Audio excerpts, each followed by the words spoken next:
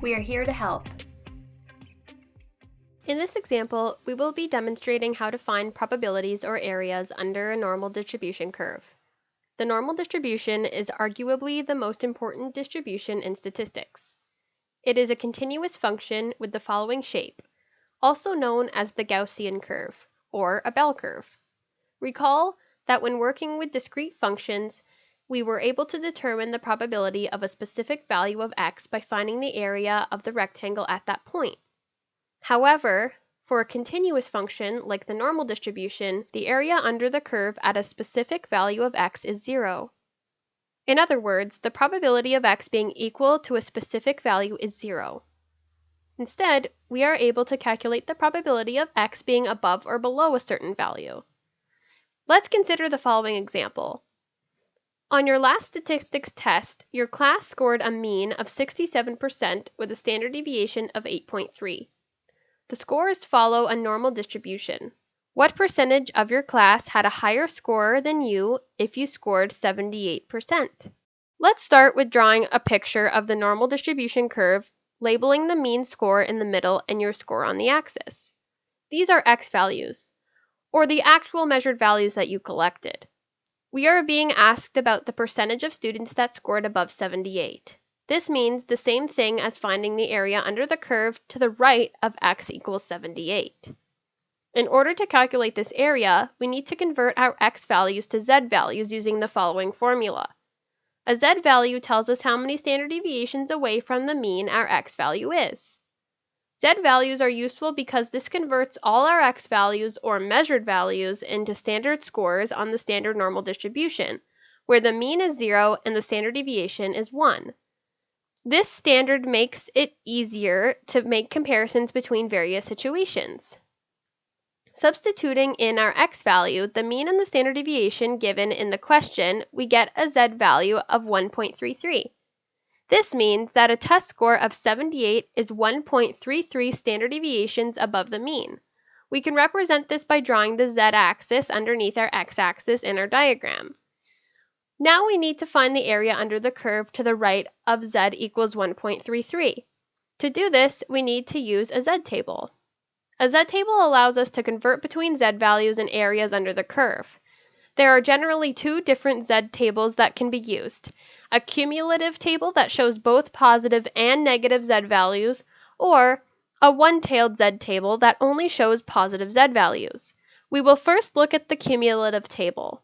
In the cumulative table, we need to first decide which half we want to look at, the positive or the negative. Since we have a z value of positive 1.33, we will be using the positive z-table. Z values are shown on the left and top. The areas are shown in the middle. Since we are looking for z equals 1.33, we look for 1.3 on the left and 0.03 on the top, and find where the row and the column intersect. This gives us an area of 0.9082. If we look at the diagram of the normal distribution curve at the top of the table, this tells us that any areas we read from here are cumulative from the left tail to whatever z value is looked up. This means the area to the left of z equals 1.33 is 0.9082, or 90.82% of the entire curve. To answer the question, we need to find the area to the right of z equals 1.33. We know that the total area under the entire curve is 1, because the probability of all possible events is 100%.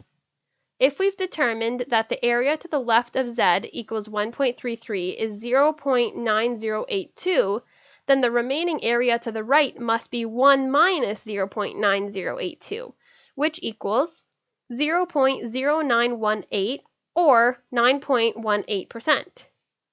This means that 9.18% of your class scored higher than your score of 78%. If we are using the one-tailed z-table, there are a few changes to our process. We are still trying to find the area to the right of z equals 1.33. Looking at the diagram of the normal distribution at the top of this z-table, we see that any areas we read off this table are calculated from the middle of the curve, or z equals 0, to the positive z value.